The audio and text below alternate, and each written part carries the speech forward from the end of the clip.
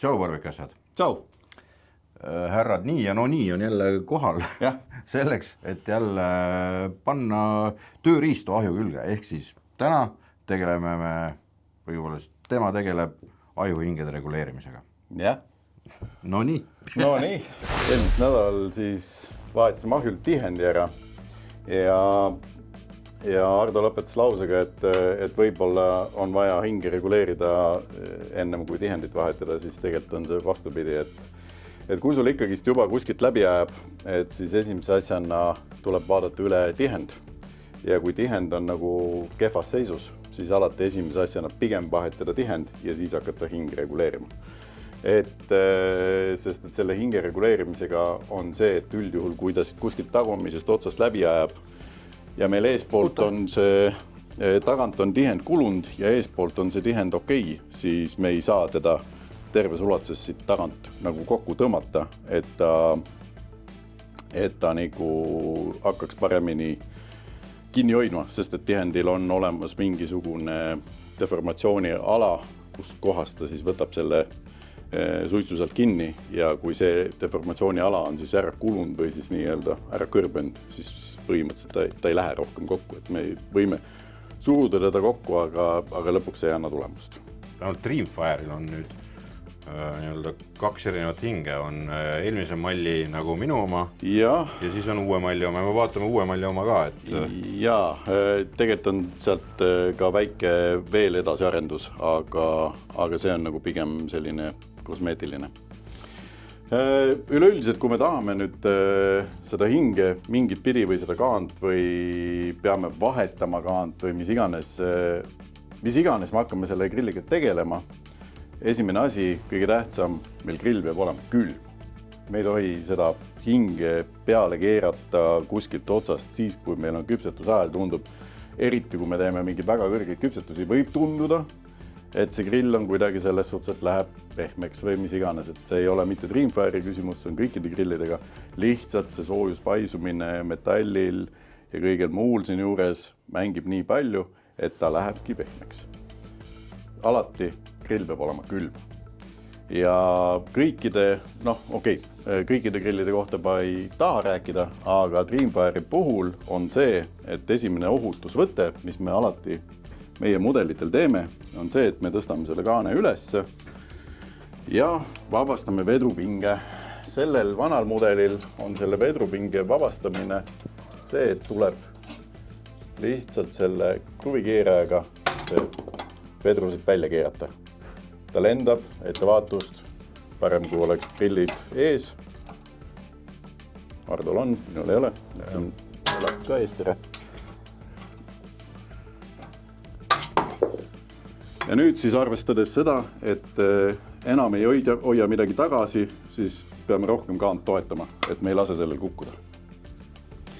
Et see on esimene töö, mis tuleb teha, on alati ükskõik millisel grillil siis vabastada vedrupinge. Et pärast me näitame teise ahjuga ka, et seal on natuke lihtsam see. Ja edasi on sul vaja kuuskanti, see on suurus 5 või 6, ma ei mäleta. Komplektis on ta kaasas 10 võti. Soovitan kindlasti 10 võtit, mis on kvaliteetne. Et see, mis pakendist tal kaasas on ühekordne nende jalgade kokku keeramiseks, et ma seda siia nii-öelda kaane juurde väga palju ei soovita. Korra aastas tasub kõik mutrid, poldid ka üle käia, et selles suhtes, et mis on lahti, tuntavalt lahti, nagu näiteks oli ka siin, et siis need kinni keerata. Aga selle jaoks nüüd, et hinge siis reguleerida, siis me peame avama mõlemad poldid, nii ülemise kupli kui ka alumise kupli vitsapoldid, siis meil on võimalik seda hinge vasakule paremale reguleerida. Meil on siin taga, nüüd nendest on võimalik seda kuplit ülesse ja alla reguleerida ja nendest siit külje peal olevatest on siis võimalik seda kogu hinge või kogu seda ülemise kupli osa liigutada siis sisse või väljapoole. Tegelikult sa näed ju tihendi jälje järgi seda, et sul on küpsetus tehtud, on ja siis sa näed, et kas ta on eest näiteks on liiga taga, et siis selle järgi saad nagu paika panna, et kuule, et mul on vaja vist reguleerida nii. Pluss sa näed ju seda, et tihend on tumedam, heledam ja nii edasi, et kust on nagu lekke kohta või midagi taolist näha ja siis selle koha pealt just kui õigeks saama. No lõppkokkuvõttes on ikkagi see, et me peame hakkama reguleerima või seda hinge või siis kuplit sellisel juhul, kui meil on selle jaoks probleem. Et ilma probleemita ma seda ei teeks. Nii nagu ma enne ütlesin, et esimese asjana alati tuleb ära vahetada tihend ja kui see leke jääb nüüd alles, siis on võimalik hakata eraldi juba nii-öelda seda kuplit siis selle aluse suhtes seadistama. Aga ennem kindlasti seda teha ei tasu. Et põhimõtteliselt kõige tähtsam selle asja juures on alati see, et me võtame maha vedrupinge ja siis vastavalt siis vajadusele või mitte vastavalt vajadusele, vaid kõigepealt teeme lahti need vitsad. No mitte võtta ära, vaid laseme lihtsalt lõdvaks. Ja siis me saame hakata liigutama kogu seda. Kui meil on vaja nüüd seda kaant liigutada edasi või tagasi, siis meil on olemas need külje peal olevad, mis me lahti laseme ja siit sellest samast on võimalik teda liigutada kogu seda atribuutikat tagasi poole või edasi poole. Ja kui meil on vaja nüüd seda kuplit, kindlasti ta mängib sellest vitsast ka samamoodi, et nii alumisest vitsast kui ülemisest vitsast, kui ta on võimalik siit ka nendest tagumistest kahest poldist ka seda kõrguse või nurka muuta. Aga ma ütlen jälle, kui tihendi vahetus aitab, mina seda kaant reguleerima ei hakkaks. Kaaned on tehasest reguleeritud? Nad on tehasest reguleeritud, kuid nad saavad ikkagi päris pika transpordi. Ja samamoodi meil ka see metall siin külmaga, kuumaga mängib nii palju, et kindlasti aastas või poolaastas korra tasub käia ikkagist üle kõik poldid, et nad oleksid kinni, see on ka, tahaks natuke peale. Seda me teeme alati külmalt, et ahi ei ole kuum, sellepärast, et kui sa kuuma ahju reguleerid, siis võib juhtuda niimoodi, et need metallid on välja veninud ja nüüd, kui me tõmbame seda peale, vitsa näiteks, siis kui ta maha jahtub, metall tõmbab kokku ja lükkab selle kõik puruks. Et selles suhtes metallil on piisavalt suur jõud, et kõiki neid asju nagu katki teha. Külgedele otseselt liigutada ei saa, et selles suhtes, et sul on võimalik seda küljelt küljele, tal ei ole sellist, tal ei ole vajadust otseselt reguleerida, et kui sa tahad midagi reguleerida, siis on võimalik siin seda kuplit ennast natukene keerata, aga ma ütlen, et kui ta on sul ebatasane, ta peab olema ilusasti kaetud, et selles suhtes, et tal peab jääma töövõimekus, aga see, kui seal on mingisugune väike, samamoodi nagu siin on, et on üle ääre, siis see ei ole, see on, ma ütlen, tegemist on käsitööga, et seda me nii-öelda 100% kontrollida ei saa. Siis kuidas vedru tagasi läheb? Vedru tagasi näitame jälle selle peal, et kõigepealt paneme selle alumise paika. Selle grilli puhul või selle vana tüübi hinge puhul on see natuke keerulisem, aga kaane lahti.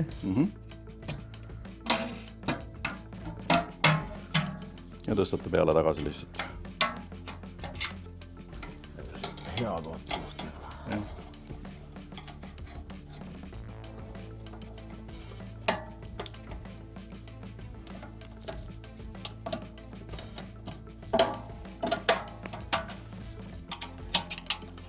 Selline korralik tummine lõpik kruvikus. Ja alumised ka alati üle vaadata, et ta jääks siia sellesse soonde, tal on siin väike soonek, et siis ta ei hakka siin mängima edasi tagasi. Ja siis ongi kõik. Ja siis ongi kõik. Et selles suhtes, et neid vedrusid võib-olla on aeg-ajalt vaja mingi hetk vahetada, et selles suhtes, et kui nende pinge nagu väheneb. See on ka jälle kuluosa, kogu see metall osa on ikkagist kuluosa, et me ei saa sellistele asjadele nii-öelda eluaegse garantiid anda, et need lihtsalt paraku deformeeruvad, ega see nii on. Aga vaatame, mis selle teise. Jah, tuppa on sisenenud vana hea modell. Jaa. Minu ahi. Jah, et see on nüüd meie selle uuema tüübi hingega. Ja sellel on nüüd natuke lihtsam, küll rohkem on võib-olla tööd. Ehk siis me võtame siit külje pealt olevad kuuskandid lahti. Ehk siis me võtame selle kattepleki ära. Piisab tegelikult, kui ma võtaks ainult selle alumised kruvid, aga siin peaaegu näitamiseks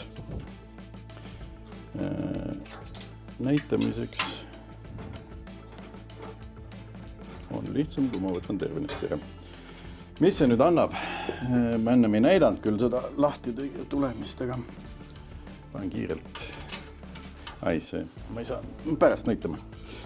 Ühesõnaga, sellega on nüüd see, et kui ma selle kattepleki ära võtan, ilma selle katteplekita ei tohi kasutada, sellepärast, et see grill läheb nii lahti, et ta läheb üle ääre, et need vedrud tulevad lihtsalt siit küljest ära.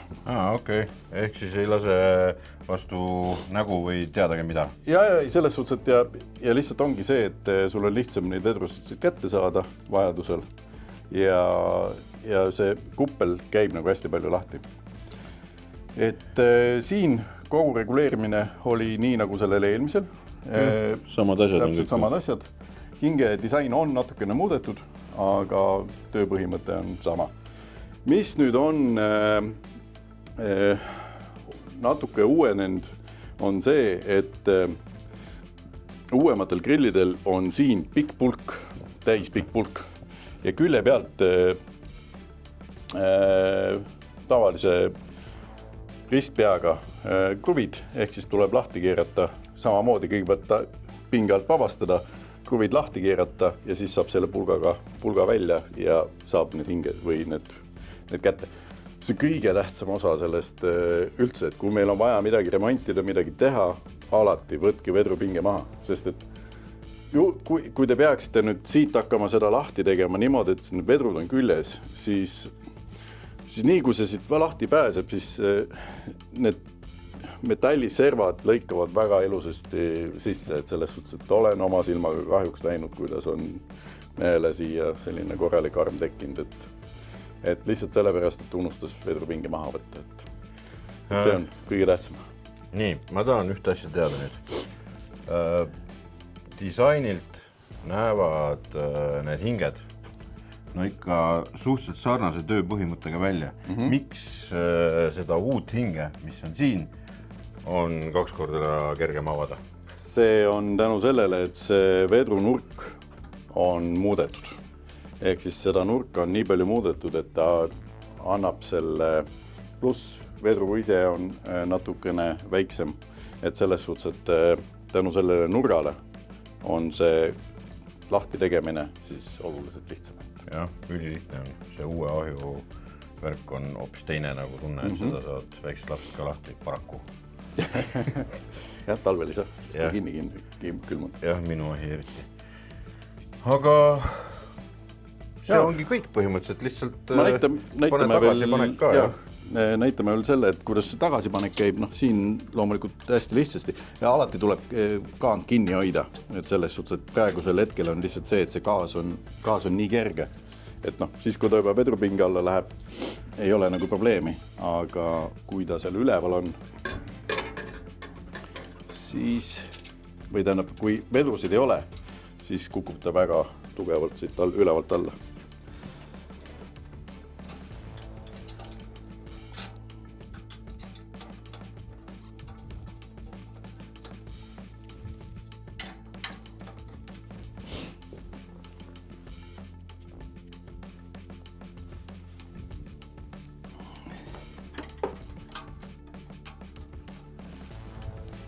See ülemine plekk on põhimõtteliselt stopper siis?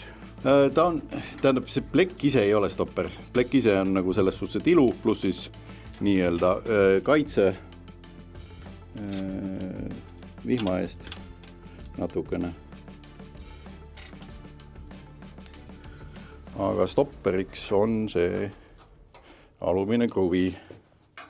Kohe näitame ka. Et nüüd, kui ma teen seda lahti, siis ta jääb selle alumise kruvi peale kandma. Ja. et selles suhtes ta ei saa rohkem lahti minna. Ehk siis ta ei ava neid vedrusid. Jah, et põhimõtteliselt on nüüd niimoodi, et kui ma selle alumise kruvi ära võtaks, siis ma juba saaks, aga üks asi on see, et siis jääb see ava siin hästi pisikeseks, näpuga on hästi ebameeldiv. Lihtsam on alates plekk ära võtta. Nii, nüüd olete 2 nädalat targemaks saanud selle kohta, kuidas vahetada tihend, kuidas reguleerida pärast seda või enne seda, mis iganes isegi, kui see tihendit ei vaheta. Ühesõnaga tee nii, nagu Martin ütles, ma praegu hakkasin juba pudru ajama. Neile, kes loevad kokku, kui palju me ütlesime nii või no nii, need saavad auhinnaks teadmise, et nad on selle kokku lugenud. Ja tule juba neljapäeval tagasi, sellepärast, et siis on järjekordne retsept, kus temaga ikkagi jälle pardal on. Ja Vembu ja Tembu lõpetavad. Tšau! Tšau!